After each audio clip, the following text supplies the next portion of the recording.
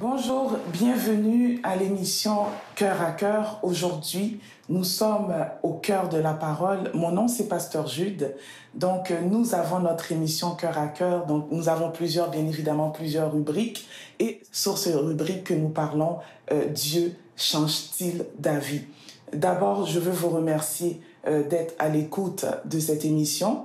Nous allons faire une étude par rapport à cela et cet enseignement va bénir plusieurs que je crois par la grâce de Dieu. Avant de commencer, je vous inviterai d'aller sur notre page Facebook Cœur à Cœur. Nous avons également notre chaîne YouTube Cœur à Cœur. Nous avons également, vous pouvez nous rejoindre ou nous écrire par notre courriel coeuracœur7@gmail.com ou bien info@coeuracœur.org. Vous pouvez également aller sur notre site web www.coeuracœurcentre.org. Je répète, notre site web www.coeuracœurcentre.org. Alors, je vous demande de partager et d'aimer cette page et bien évidemment de partager cet renseignement qui pourrait bénir plusieurs. Donc, nous avons aujourd'hui notre étude sur le sujet qui s'intitule « Dieu change-t-il d'avis ?» Donc, bien évidemment, ce n'est pas un débat. Nous allons regarder ensemble qu'est-ce que la parole nous dit afin que nous puissions comprendre qu'en est-il réellement. Avant de commencer, je veux commencer avec cette pensée. Je veux vous partager, lorsque j'étais plus jeune, et je pense que ça arrivait à plusieurs personnes, lorsque j'étais plus jeune, j'avais cette pensée de Dieu. Tous et chacun, nous avons eu dans notre cœur une pensée pour Dieu à un moment de notre vie. Même celui qui se dit athée présentement a déjà pensé à Dieu avant de venir à cette triste conclusion. Écoutez, pour ma part, je viens d'une famille chrétienne et j'avais cette pensée de Dieu. J'avais déjà imaginé Dieu dans mon esprit, dans ma pensée. Vous savez que ce que nous pouvons imaginer ou ce que nous pouvons croire ou penser ne peut ne pas refléter la vérité.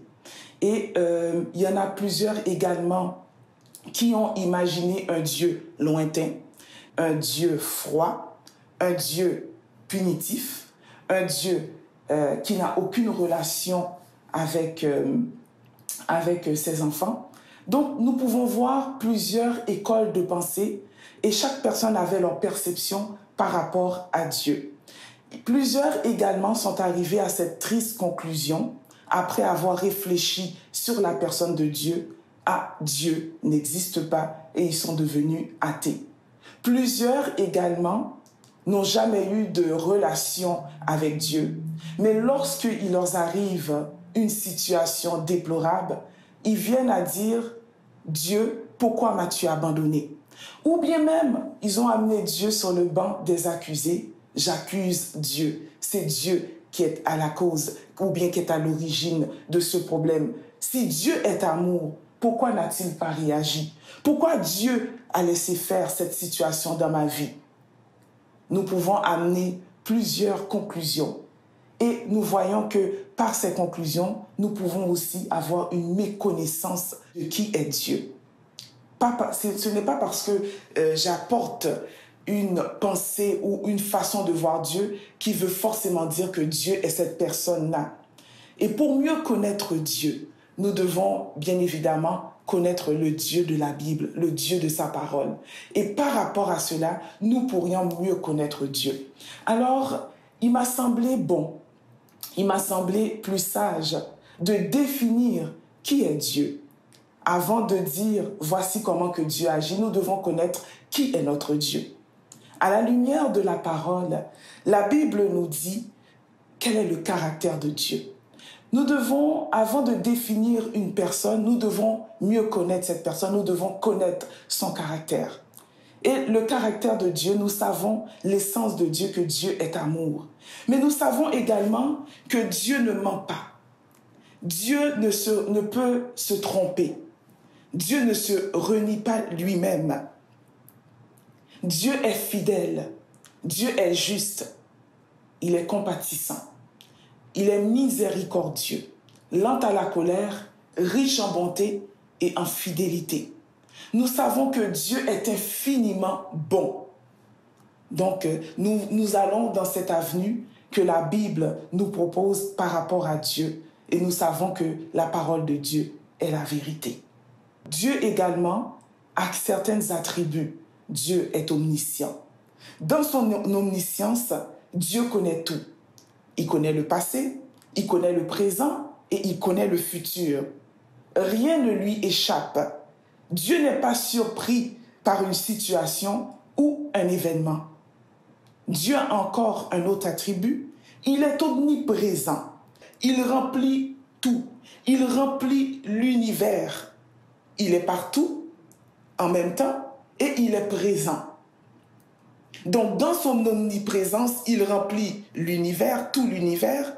Il est partout et il est présent en même temps. Donc, Dieu, bien évidemment, nous savons que Dieu est esprit. Dans son omnipotent, Dieu est décrit comme le Dieu qui a l'autorité sur toutes choses. Dieu est souverain. Et Dieu, non seulement qu'il a l'autorité sur toutes choses, il a le pouvoir sur toutes choses, un pouvoir décisionnel de pouvoir décider comme bon le semble. Dieu est souverain. Dieu n'a pas de compte à rendre à personne. Dieu est au-dessus de toutes choses. Et c'est lui qui régit toutes choses et tout lui sont assujettis. Dieu est l'autorité suprême. C'est à juste titre que nous pouvons dire que c'est Dieu, c'est l'Éternel qui est Dieu. Et c'est Dieu qui règne sur toutes choses. Dieu est immuable. Dieu ne change pas. Et il demeure inchangeable. Qu'en est-il de sa parole? Qu'est-ce que la parole de Dieu nous dit? Nous savons que Dieu est lui-même la parole. La Bible dit, au niveau de sa parole, le ciel, dans Matthieu 24, 35, pour ceux qui veulent consulter leur Bible, le ciel et la terre passeront, mais ma parole ne passera point. Nous avons vu également, nous allons regarder dans le psaume 89, nous allons voir ce que Dieu dit. Alors, allons-y rapidement dans le psaume 89. Nous sommes dans l'enseignement, dans l'étude de la parole de Dieu.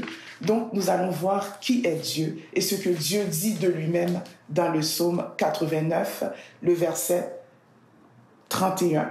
Alors, psaume 89, verset 31, je lis « Si ses fils abandonnent ma loi et ne marchent pas selon mes ordonnances, s'ils violent mes préceptes et n'observent pas mes commandements, je punirai de la verge leurs transgressions et par des coups leurs iniquités, mais je ne leur retirerai point ma bonté. Je ne trahirai pas ma fidélité et je ne changerai pas ce qui est sorti de mes lèvres. » C'est Dieu qui parle. Donc, Dieu dit que je ne violerai pas mon alliance. Je ne changerai pas ce qui est sorti de mes lèvres et je ne retirerai pas ma bonté, ni je ne trahirai pas ma fidélité. Pour ceux qui viennent de nous rejoindre à l'étude, je vous rappelle que nous parlons Dieu change-t-il d'avis? Donc, Dieu nous dit déjà qu'il ne changera pas ce qui est sorti de ses lèvres.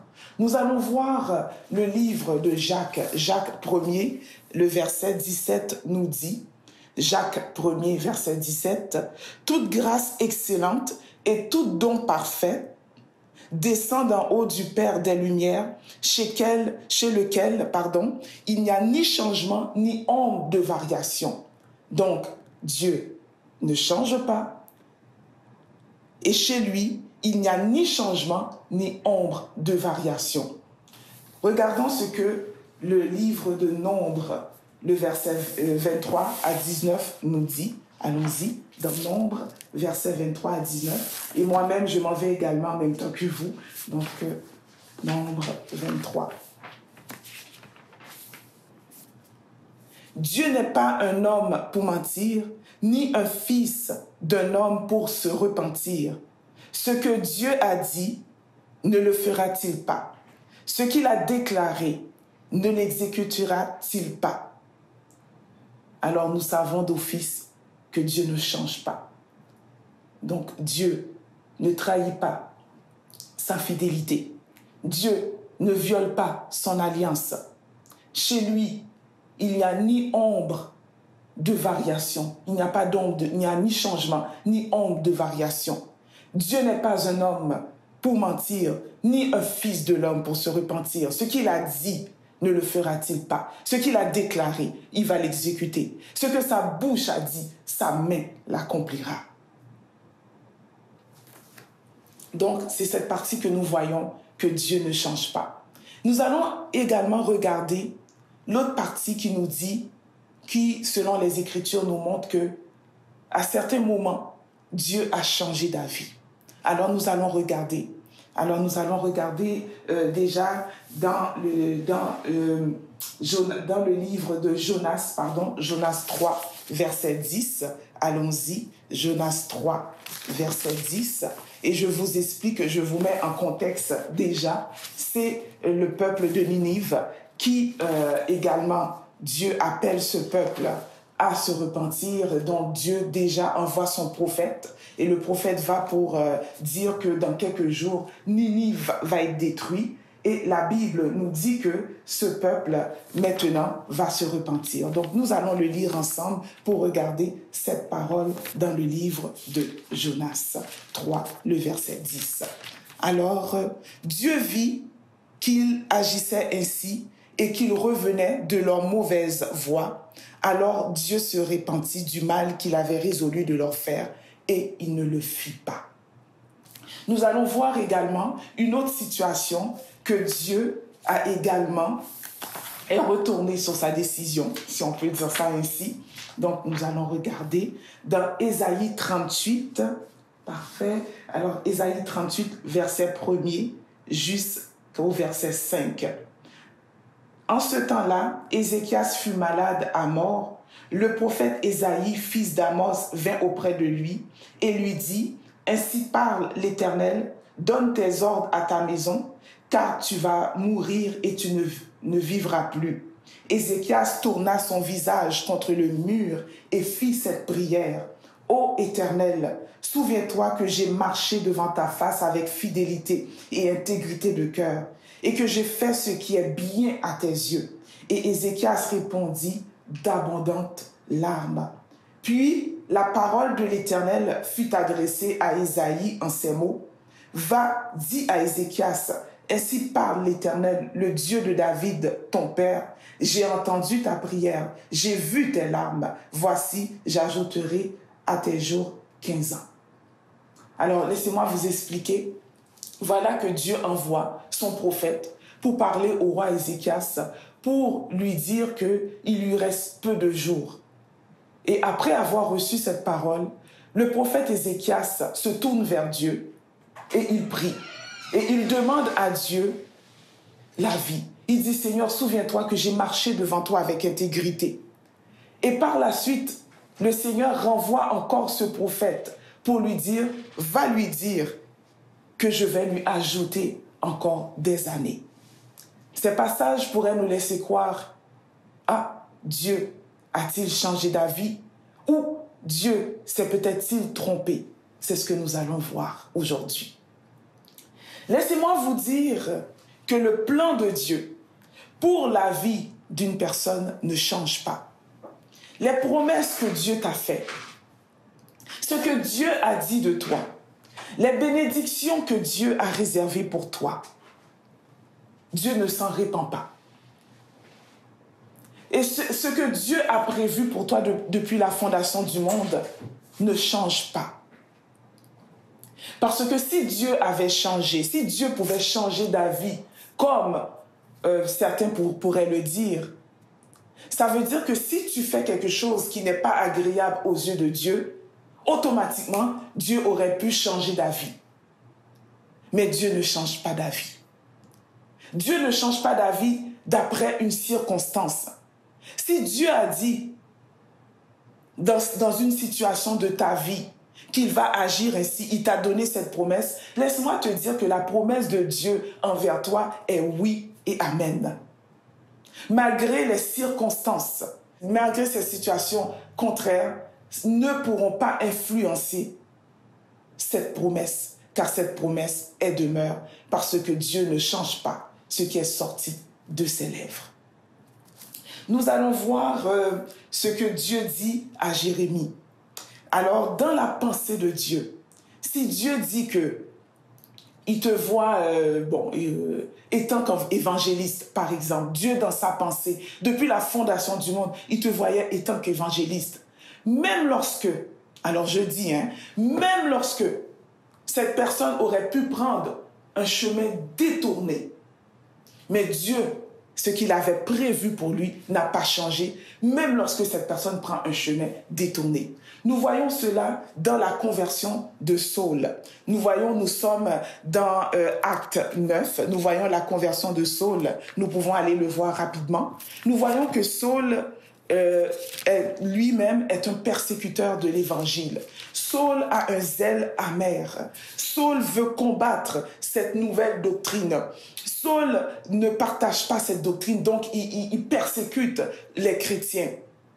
Et voilà que Dieu rencontre Saul sur la route de Damas. Jésus rencontre Saul sur la route de Damas. Et il lui dit, Saul, pourquoi me persécutes-tu? Pour ceux qui connaissent l'histoire, le Seigneur va frapper Saul et Saul va se repentir. Et par la suite, le Seigneur va parler à son serviteur Ananias dans une vision. Et cette histoire m'interpelle pour mieux connaître comment que Dieu agit. Et Dieu va parler à Ananias, son serviteur, dans une vision. Et il va lui dire dans le verset 10, je lis pour vous, « Or, il y avait à Damas un disciple nommé Ananias. Le Seigneur lui dit dans une vision, Ananias, il répondit, « Me voici. » Et dans le verset 11, le Seigneur lui dit, « Lève-toi, va dans la rue qu'on appelle la droite et cherche dans la maison de Judas un nommé Saul de Tarse. Car il prie, il a vu en vision un homme du nom d'Ananias qui entrait et qui lui imposait les mains afin qu'il recouvra la vue. Ananias répondit, prêtez attention. Seigneur, j'ai appris de plusieurs personnes tout le mal que cet homme a fait à tes saints dans Jérusalem. Et voici, il a des pouvoirs de la part des principaux sacrificateurs pour lier tous ceux qui invoquent ton nom. Mais le Seigneur, dans le verset 15, lui dit, va, car cet homme est un instrument que j'ai choisi pour porter mon nom devant les nations, devant les rois et devant les fils d'Israël. Qu'est-ce que ça veut nous dire? Le Seigneur, dès le commencement, depuis la fondation du monde, le Seigneur avait appelé Paul. Le Seigneur l'avait appelé Paul à être l'apôtre des nations. Le Seigneur l'avait appelé à être un instrument. Mais Paul, au cours de sa vie, a dérouté le chemin. Paul n'était pas encore chrétien. Il ne connaissait pas encore le Seigneur. Il avait un zèle amer. Oui, il aimait Dieu, mais il avait un zèle amer. Paul était devenu un persécuteur de l'évangile. Pendant que Paul était en train de persécuter les saints, pendant que Paul était en train de fermer les églises, pendant que Paul était en train de théoriser les enfants de Dieu. Mais lorsque Dieu regardait Paul, dans la pensée de Dieu, Dieu avait vu Paul étant qu'apôtre. Même lorsque Paul était en train de mal agir, le Seigneur a dit, j'ai établi cet homme pour être un apôtre des nations. Je l'ai appelé étant qu'un instrument. Et c'est ce que Dieu va dire à Ananias. Et quand Dieu a parlé avec Ananias, Paul n'était pas encore un apôtre, mais il dit à Ananias, j'ai appelé cet homme étant que comme un instrument et je l'ai choisi afin qu'il puisse porter mon nom à travers les nations et je lui dirai tout ce qu'il aura à souffrir pour moi. Le Seigneur voyait Paul non pas comme un persécuteur de l'évangile, mais il le voyait comme un apôtre. Depuis la fondation du monde, Paul était un instrument entre les mains de Dieu. Est-ce que Dieu s'est trompé lorsque Paul était en train de pouvoir persécuter l'évangile? Est-ce que Dieu s'est trompé par rapport à Paul? Non, Dieu ne s'est pas trompé. Parce que ce que sa bouche a dit, sa main l'accomplira. Il dit et la chose arrive. Il ordonne et elle existe. Et Dieu a vu Paul et il l'a regardé et il l'avait choisi. Alors ce que Dieu a dit de toi, sois sans crainte. Dieu ne change pas. Ce que Dieu a dit de toi, sois sans crainte. Dieu ne change pas d'avis à ton sujet. Regardons également le prophète Jérémie. Nous pouvons aller dans le livre de Jérémie. Alléluia. Alléluia, nous sommes à l'étude biblique.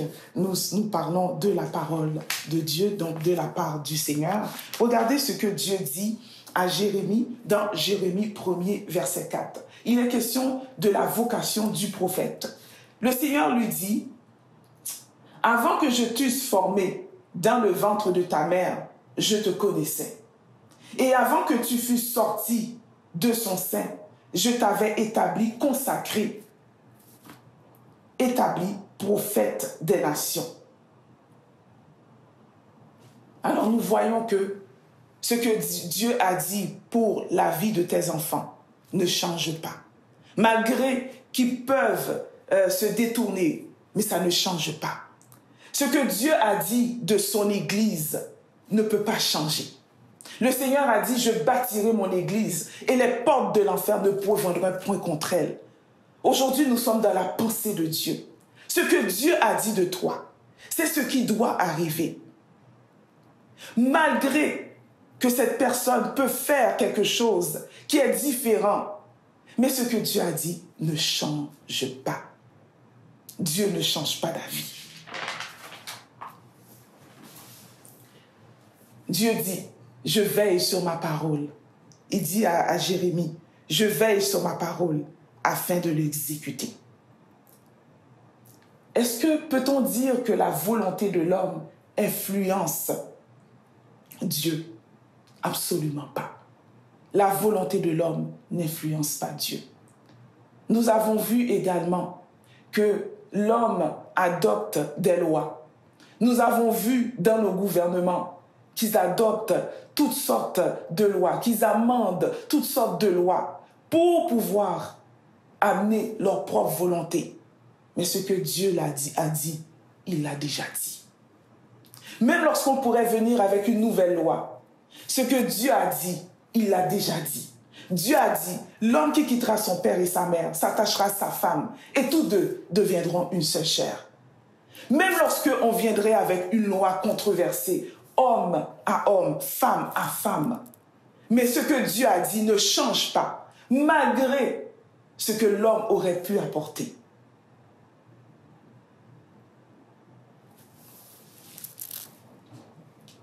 Également, ça ne change pas. Si nous regardons cette nature, la nature, comment que cette loi que Dieu a établie dans sa création, nous voyons que le soleil se lève à chaque jour et le soleil se couche à chaque jour. Dieu l'a ordonné ainsi. Dieu n'a pas changé. Est-ce que la décision ou la volonté de l'homme peut changer son destin? Oui. Si toutefois l'homme décide de prendre un chemin, car Dieu nous laisse avec notre propre arbitre, avec notre libre arbitre, ça peut changer le destin d'un homme. La Bible dit qu'il y a deux voies. Donc c'est la voie du salut ou la voie de la perdition. Il dit, voici j'ai mis devant toi la mort et la vie. Choisis la vie et tu vivras. Donc l'homme n'est pas maître de son destin. Mais l'homme peut décider de choisir ce chemin. Et à partir de ce moment-là, ça pourra avoir un impact direct sur sa destinée. Et nous savons qu'il y a deux voies. Telle voie paraît droit à un homme, mais son issue, c'est la mort. Le salut, c'est la voie de la vérité et la vie éternelle. Aujourd'hui, pendant que je fais l'étude, j'aimerais dire à une personne qui m'écoute, si tu n'as pas encore choisi Jésus, choisis la vie et tu vivras. Alors, nous avons vu dès le commencement que nos pensées, que notre perception de Dieu peut être totalement erronée. Nous avons vu de Dieu qu'il est un Dieu juste et bon, que Dieu ne se trompe pas, que Dieu ne change pas selon les circonstances, que Dieu n'est pas ébranlé des situations qui se présentent. Nous avons vu l'omniscience, l'omnipotent, l'omniprésence de Dieu. Nous avons vu également que sa parole demeure éternelle. Et Dieu lui-même dit, je ne changerai pas ce qui est sorti de mes lèvres. Nous avons vu que Dieu ne viole pas son alliance et que Dieu ne peut se trahir lui-même parce que Dieu est fidèle à ce qu'il dit. Et nous avons vu également où ce que dans la parole, Dieu a pu changer. Que Dieu s'est dit, je ne ferai pas ce que j'ai résolu de faire. Il y a une différence entre ce que Dieu a établi et ce que Dieu a résolu. Ce que Dieu a établi, c'est pour toujours, ça ne change pas. Nous avons vu le soleil, nous avons pris l'exemple du soleil qui se lève et qui se couche. C'est la loi de la nature. C'est Dieu qui l'a établi ainsi. Mais nous avons vu que lorsque Dieu prend une résolution, il se peut que dans cette résolution, que Dieu décide de faire grâce. Et nous allons voir. Et comment Dieu peut-il changer d'avis? Dans quelles circonstances que Dieu peut changer d'avis? Regardez, lorsqu'il y a repentance, Dieu change d'avis. Je vous ai dit que lorsque Dieu regarde un homme, il ne le voit pas. Il le voit selon sa pensée, selon comme lui-même il l'avait prévu pour cet homme. Mais nous avons vu également que Dieu laisse l'homme avec sa propre volonté.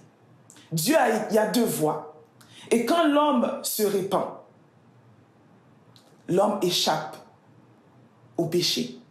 Donc Dieu peut changer d'avis lorsqu'il y a repentance. Nous avons vu dans Jonas 3, verset 10, cette résolution. C'est pourquoi que je dis résolution.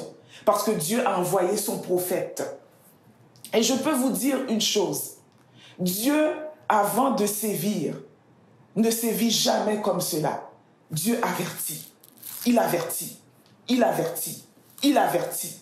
Et c'est pourquoi l'importance, il y a l'urgence également pour ceux qui nous écoutent de prêcher la bonne nouvelle, d'aller par tout le monde, d'évangéliser. Parce que avant que Dieu agisse, il avertit. Il avertit. Il avertit. Nous avons vu que ce qu'il a établi, c'est établi pour toujours. Et sa résolution, et avant qu'il sévit, il avertit. Donc Dieu avertit d'abord. Ça me pousse à me poser une question. Si Dieu avertit, c'est que Dieu veut que nous puissions nous repentir. Si Dieu avertit, c'est parce que Dieu veut faire grâce. Et nous voyons dans le cas, dans le livre de Jonas, Jonas 3, verset 10, la Bible dit que Dieu vit que le peuple s'est repenti. Le peuple de Ninive est venu vers Dieu. Le peuple de Ninive a abandonné leur mauvaise voie. Le peuple de Ninive, mes bien-aimés, s'est repenti devant Dieu. Et Dieu s'est repenti. Cette résolution que Dieu avait prise, cette résolution que Dieu voulait détruire Ninive, ils se sont repentis. Et Dieu n'a pas détruit Ninive. Donc, première clé, lorsqu'il y a repentance, la résolution que Dieu voulait prendre, Dieu revient sur cette résolution lorsqu'il y a repentance. Lorsqu'il y a intercession, Dieu revient sur cette résolution. Nous voyons le cas de Sodome et Gomorrhe. Nous voyons l'intercession de l'homme de Dieu, Abraham. Abraham intercède. Abraham intercède. Il dit, Seigneur, donc Dieu a résolu, Dieu a établi, il faut briser, il faut détruire Sodome et Gomorrhe. Mais Abraham intercède. Lorsque Abraham intercède, il dit, Seigneur, s'il y a 50 justes, si tu trouves 40 justes, si tu trouves 30 justes, 20 justes, ne feras-tu pas justice? Feras-tu mourir le méchant et le juste en même temps? Dieu infiniment bon a écouté la voix d'Abraham et la vie de Lot a été sauvée par l'intercession. Quand Dieu veut faire grâce, Dieu écoute nos prières. Dieu écoute nos prières. Donc, mes bien-aimés, lorsque nous prions, nous sommes en train d'attirer la faveur de Dieu. Ce n'est pas que Dieu a changé d'avis. Lorsque nous prions, nous attirons la faveur de Dieu. Et Dieu écoute la prière des saints. Nous savons également que Dieu, non seulement il écoute, nous avons vu que Dieu n'a pas détruit Ninive à cause de la prière de ce peuple qui s'était repenti. Il s'était repenti dans le jeûne. Il s'était repenti. Dieu a écouté la voix d'Abraham pour Sodome et Gomorrhe. Sodome et Gomorrhe a été détruit, mais Dieu n'a pas fait périr le juste. Et je veux vous dire également que Abraham n'a pas demandé de ne pas détruire Sodome et Gomorrhe. Mais il a dit, Seigneur, si tu trouves 50 justes, si tu trouves 40 justes, ne feras-tu pas grâce? Dieu n'a même pas trouvé 40 ou 50, mais Dieu a sauvé le juste, qui était Lot, qui était à Sodome et Gomorrhe. Nous avons vu également que Dieu a écouté la voix d'un roi impie, qui était Akab. Akab s'est humilié devant Dieu. Il a supplié Dieu et Dieu a écouté sa voix. Donc nous pouvons dire avec certitude, lorsque Dieu semble changer d'avis, ou si vous préférez, lorsque Dieu semble d'avis, c'est parce qu'il y a un homme qui a prié, il y a une femme qui a prié, il y a une église qui a prié, il y a l'intercession qui est en marche, il y a quelqu'un qui prie nuit et jour devant Dieu, il y a quelqu'un qui intercède, il y a la supplication. Et nous pouvons voir les types de prières, les prières de supplication, les prières d'action de grâce, les prières, les requêtes, les prières d'intercession. Lorsque nous prions, nous attirons la faveur de Dieu dans une situation. Alors j'encourage un homme à prier. J'encourage une femme à prier. Et je vais nous allons regarder cela dans Ésaïe, le livre d'Ésaïe 59. Alléluia. J'espère qu'il y a quelqu'un qui comprend quelque chose. Ésaïe 59 nous dit, l'Éternel, Ésaïe 59, verset 5, l'Éternel voit d'un regard indigné qu'il n'y a plus de droiture. Il voit qu'il n'y a pas un homme et il s'étonne que personne n'intercède. Alors comprenez. Alors son bras lui vient en aide et sa justice lui sert d'appui. Je répète, c'est très interpellant. Ésaïe 59, verset 5. L'Éternel voit d'un regard indigné qu'il n'y a plus de droiture. Il voit qu'il n'y a pas un homme. Il s'étonne que personne n'intercède. Alors son bras lui vient en aide et sa justice lui sert d'appui. Il se revêt de la justice comme d'une cuirasse et il met sur sa tête le casque du salut. Donc, lorsqu'il n'y a pas d'intercession, ce que Dieu a résolu, il le fera. Lorsqu'il n'y a pas d'intercession, ça veut dire que la faveur de Dieu n'est pas, comment je pourrais dire, donc on n'attire pas la faveur de Dieu. Ça veut dire quoi? Si il n'y a pas d'intercession, il n'y a pas de faveur de Dieu, ça veut dire que automatiquement, c'est la justice de Dieu qui prend place. C'est ce que nous avons lu dans Ésaïe 59. L'Éternel voit d'un regard indigné qu'il n'y a plus de droiture. Et la Bible dit, Dieu constate qu'il n'y a pas de droiture, mais Dieu s'étonne qu'il n'y ait pas d'intercesseur. Dieu s'étonne que personne intercède. Parce que s'il y a l'intercession, Dieu écoute et Dieu fait grâce et nous voyons la faveur de Dieu. Lorsqu'il y a intercession, il y a la faveur de Dieu. Et dans le cas contraire, c'est aussi vrai. Lorsqu'il n'y a pas d'intercession, il n'y a pas de faveur et c'est la justice de Dieu qui prend place. Donc, lorsque un pays ne prie pas, ce pays fait face au jugement. Lorsqu'une personne ne prie pas ou n'intercède pas, sur une situation, sur un événement, certainement, cette situation connaîtra ou cet événement connaîtra le jugement de Dieu. Nous avons vu ça pour le peuple de Ninive. Ce que nous avons vu que Dieu appelle le jugement. Il dit, encore dans 40 jours, Ninive sera détruit. Il envoie son prophète et le prophète prophétise. Ninive sera détruit. Donc, le peuple fait face au jugement de Dieu. Mais puisque le peuple va dans la prière, puisqu'ils sont en train de jeûner, puisqu'ils sont en train de prier, puisqu'ils sont en train d'intercéder, maintenant, ils appellent la faveur de Dieu. Et automatiquement, ils sont sortis du jugement pour maintenant être sur la faveur, sur la grâce. Lorsqu'il n'y a pas d'intercession, il y a jugement. Et lorsque personne n'intercède, la Bible dit que Dieu s'étonne. Alors son bras lui vient en aide et sa justice lui sert d'appui. Oui, Dieu est miséricordieux. Dieu est bon. Mais nous ne pouvons pas séparer l'amour de Dieu et la justice de Dieu. Car Dieu l'a établi ainsi, le salaire du péché, c'est la mort. Mais bien aimé, le péché a des conséquences néfastes. Le péché a des conséquences graves. Et si une personne ne se répand pas, elle fait face maintenant à la justice de Dieu. Si la personne ne se répand pas, elle fait face au jugement de Dieu. Et lorsqu'il y a repentance, lorsqu'il y a supplication, lorsqu'il y a intercession, il y a la faveur. Sans l'intercession, sans la supplication, il y a le jugement.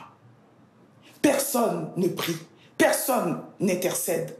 Donc, à partir d'aujourd'hui, à partir de ce moment, c'est la justice de Dieu qui prend place.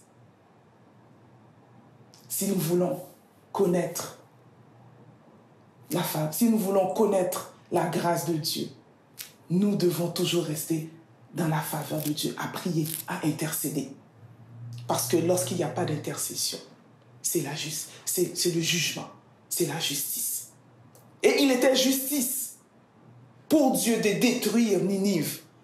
Mais à cause que le peuple s'est repenti, ils ont connu la faveur. Ils ont connu la grâce. Et lorsque Dieu s'étonne, ça nous dit quoi? Dieu s'attend à ce que son peuple puisse intercéder. Alors nous avons vu la repentance peut amener, peut influencer à ce que Dieu nous pardonne et que ce que Dieu avait résolu, qu'il ne le fasse pas. Nous avons vu également l'intercession. Nous avons vu également la supplication. Nous avons vu également, lorsqu'il y a absence de repentance, il y a absence d'intercession, c'est la justice de Dieu qui prend place. Et c'est le jugement de Dieu. La justice et le jugement de Dieu qui prend place. J'ai souvent entendu dire, si Dieu est bon, pourquoi cette chose est arrivée? Peut-être que personne n'a intercédé. Peut-être que personne n'a cherché la face de Dieu, car Dieu est infiniment bon. Nous sommes encore dans l'étude qui nous dit Dieu change-t-il d'avis?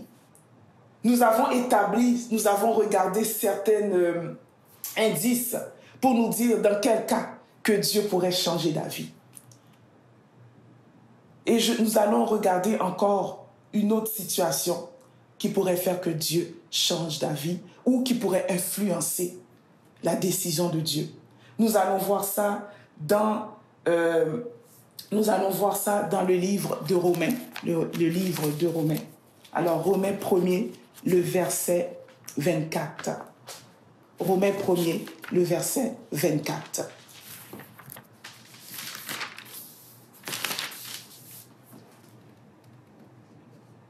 C'est pourquoi Dieu les a livrés à l'impureté, selon les convoitises de leur cœur, en sorte qu'ils déshonorent eux-mêmes leur propre corps.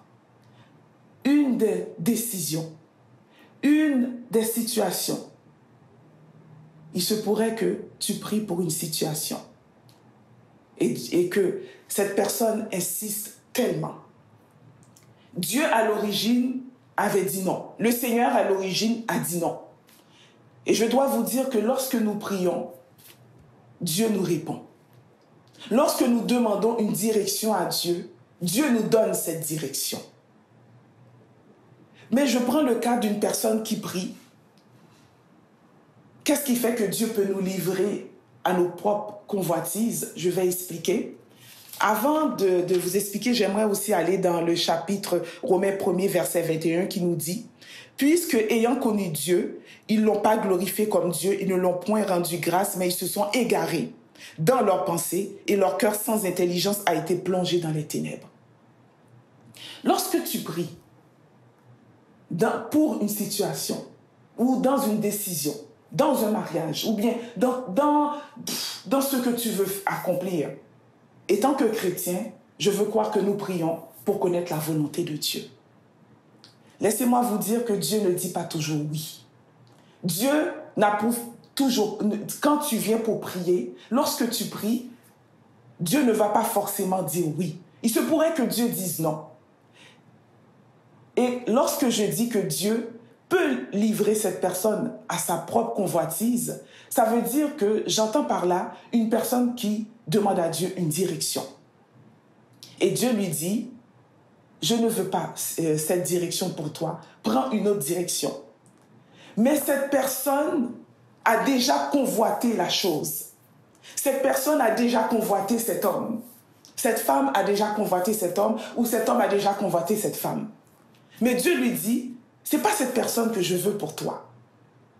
Mais, étant donné qu'elle est déjà en amour, ou si je peux le dire ainsi, elle dit, Seigneur, je veux cette personne.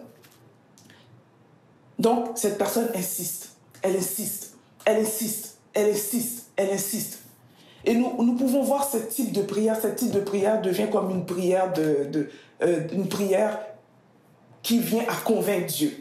Une prière qui amène, comment je pourrais dire, à convaincre Dieu, qui amène toutes sortes comment je pourrais dire, convaincre Dieu. Bon, une prière qui semble vouloir convaincre Dieu, qui nous amène toutes sortes de raisons. Nous amenons toutes sortes de raisons, des pour et des contre. Seigneur, je n'ai jamais aimé comme ça, mais tu m'as dit que c'est pas lui. Mais Seigneur, tu comprends, regarde. Donc, on vient maintenant à mettre de côté ce que Dieu a dit à l'origine. Dieu a dit non. Et cette personne persiste, persiste, elle insiste, elle persiste, elle persiste. Et voilà que la direction qu'elle avait toujours voulu, qu'elle avait convoité, ou l'homme qu'elle avait toujours voulu ou qu'elle avait convoité, ça arrive ainsi parce qu'elle a demandé. Mais ce n'est pas Dieu qui a dit oui. Ce n'est pas Dieu qui a changé d'avis. C'est parce que cette personne a tellement insisté. Cette personne a tellement demandé. Cette personne est venue avec toutes sortes de prières pour convaincre Dieu. Il a même donné des versets à Dieu pour convaincre Dieu. Seigneur, ça va être bon pour moi. Seigneur, c'est ce que je veux. Dieu a livré cette personne à sa convoitise, à sa propre convoitise. Parce que à l'origine, ce que Dieu avait dit non. Et laissez-moi vous dire le danger dans ces genres de prières, où ce que tu viens apporter à Dieu ta propre volonté. Tu pries et tu lui dis déjà, voici ce que je veux. Tu pries et tu lui dis, tu ne cherches pas à connaître sa volonté, mais tu viens imposer en quelque sorte à Dieu ta volonté. C'est-à-dire que tu as prié pour cette chose. Dieu t'a donné une réponse. Mais tu n'as pas fait aucun cas de sa réponse. Maintenant, tu as reçu cette chose pour laquelle que tu priais.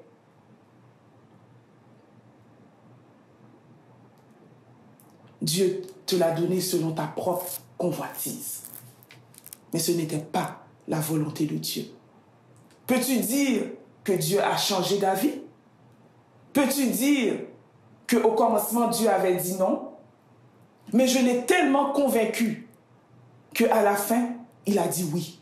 Si Dieu a dit non, il y a 10 ans de cela, dans cette situation, même lorsque tu prierais pendant 10 ans, s'il a dit non, il a dit non.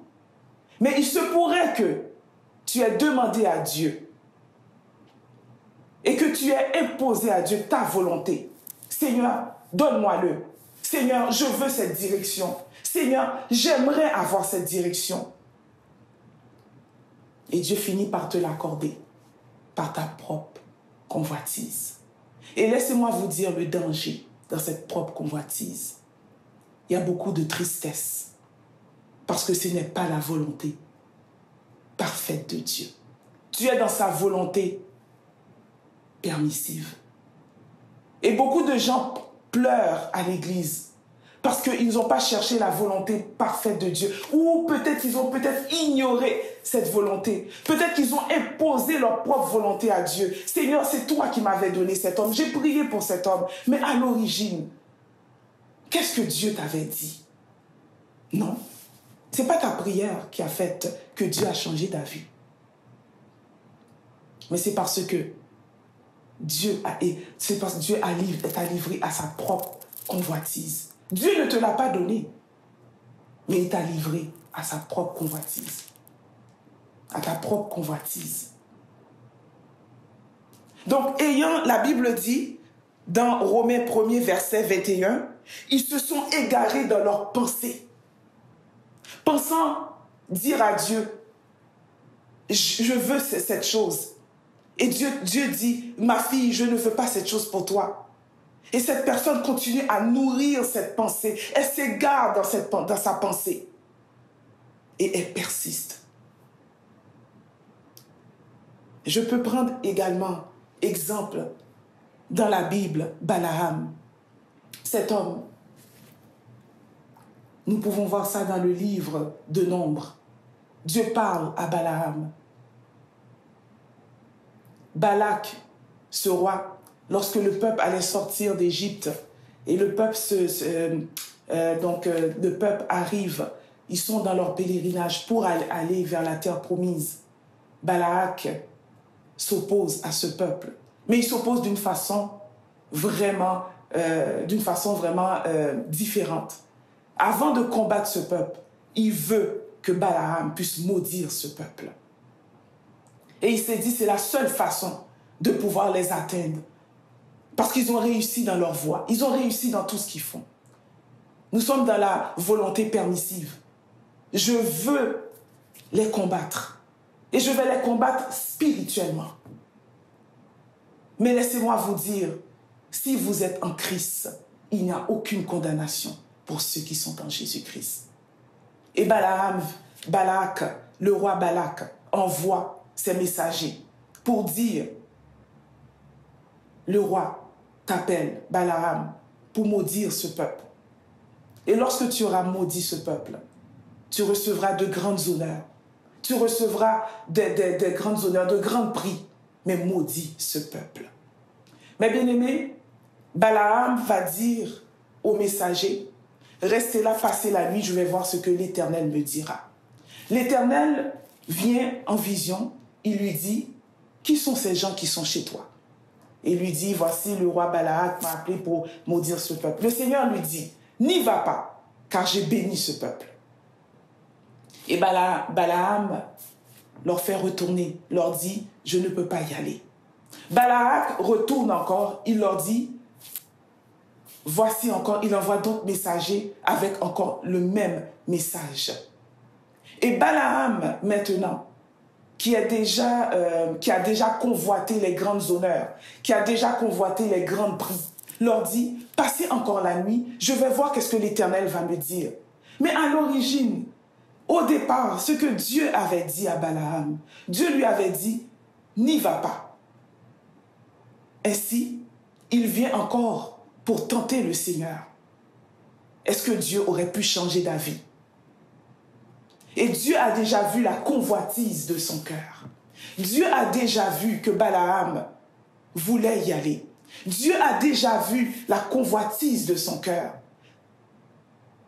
Et la Bible nous dit que le Seigneur lui dit, Balaam, va, mais tu diras ce que moi je t'ordonnerai de dire.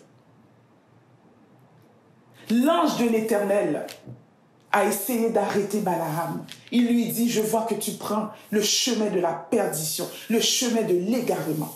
Mais son cœur a été égaré. Son intelligence obscurcie. Parce qu'il voulait des présents, il voulait de grandes honneurs. Le prophète ne s'est pas arrêté à ce que Dieu lui avait dit dès le départ. N'y va pas. Mais les convoitises, les grands biens, les honneurs ont séduit son cœur et il est parti. Et vous connaissez l'histoire, mais la Bible dit dans le livre de Nombres 24, à chaque fois qu'il allait au-devant pour pouvoir maudire ce peuple, Dieu bénissait ce peuple. Et Balaam bénissait le peuple, malgré lui. Balaam n'a pas fait ça une fois, ni deux fois, ni trois fois, ni quatre fois, ni cinq fois, ni six fois, mais 7 fois. Il a essayé de faire Dieu changer d'avis par rapport à son peuple. Et la Bible dit, Balaam vit que l'Éternel avait un grand plaisir pour bénir son peuple. Il se détourna du côté du désert pour voir est-ce que je pourrais les maudire de cette façon. Il était devenu un enchanteur. Il a suivi la voie de la perdition et de l'égarement. Voici un prophète qui n'a pas écouté Dieu, qui a pensé que Dieu pouvait changer d'avis. Dieu l'a livré à ses convoitises. Je vous exhorte dans cette étude à écouter Dieu. Je vous exhorte dans cet enseignement à écouter ce que Dieu avait dit dès le début. Si tu as déjà fait l'erreur, tu peux dire à Dieu, je te demande pardon. Tu m'avais dit non, mais j'ai été quand même. J'ai suivi les penchants de mon cœur. Maintenant, pardonne-moi. Nous allons voir également que la désobéissance, Dieu ne change pas d'avis. Ce que Dieu a dit, il l'a dit. Nous voyons l'homme de Dieu que Dieu envoie en Israël pour porter cette parole au peuple. Et Dieu lui dit, tu ne mangeras pas avec ce peuple et tu ne retourneras pas par le même chemin que tu es venu. Mais il a méconnu Dieu, en pensant que Dieu pouvait changer d'avis. Et la Bible nous expose dans le livre de 1 Roi 13, le verset 9, un vieux prophète est venu lui dire, « Ah, Dieu m'a dit de te dire. » Et malheureusement, il a écouté le vieux prophète au lieu d'écouter Dieu. Nous voyons que la désobéissance peut être très difficile dans la vie d'un enfant de Dieu. Au lieu d'écouter Dieu, Dieu lui a dit, ne retourne pas par le chemin que tu es venu, ne mange pas avec ce peuple. Mais cet homme de Dieu a écouté ce vieux prophète. Il n'a pas consulté Dieu. Dieu lui avait dit non à l'origine. Et il est parti.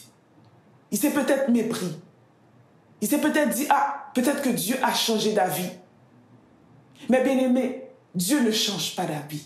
La Bible nous dit, même si un ange viendrait apporter un autre évangile, qui soit anathème, même si un ange viendrait nous dire autre chose par rapport à la parole, qui soit anathème,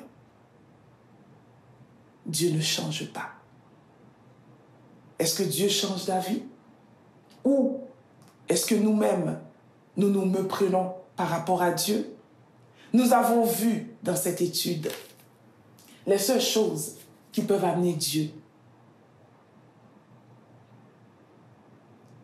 à ne pas faire ce qu'il avait résolu de faire, c'est lorsqu'il y a la repentance, il y a l'intercession, il y a la supplication. Nous avons vu que ce que Dieu a établi, il l'a établi pour toujours. Nous avons vu que l'ordre des choses, que ce que Dieu a dit, il le fera dès le début. Nous avons également vu et nous avons compris que Dieu est au-dessus de toutes choses, que Dieu ne se trompe pas. Mais Dieu écoute la voix de ses servantes et de ses serviteurs. Si nous demandons quelque chose dans sa volonté, Dieu est prêt à nous exaucer. Et par ta prière, tu peux changer une ville.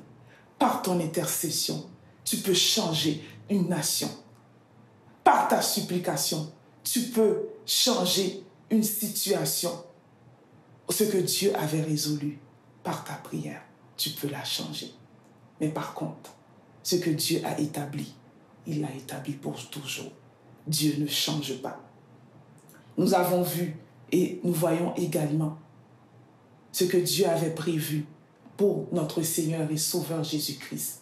Le livre de Galates, verset 4, nous dit « Quand les temps furent accomplis, Jésus », nous allons le lire ensemble pour conclure cette étude. Alors, dans le livre de Galates 4, le verset 4,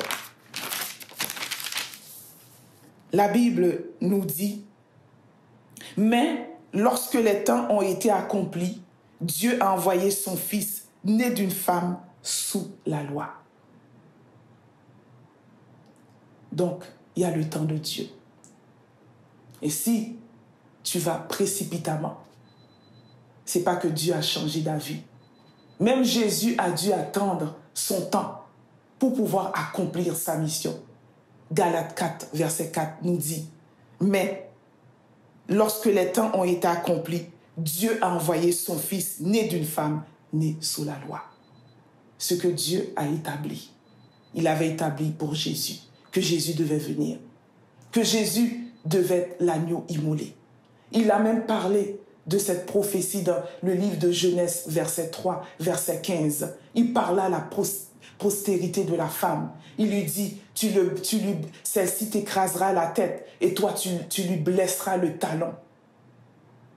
Mais Galates 4 nous dit, lorsque les temps furent accomplis, Dieu a envoyé son Fils, né d'une femme, né sous la loi.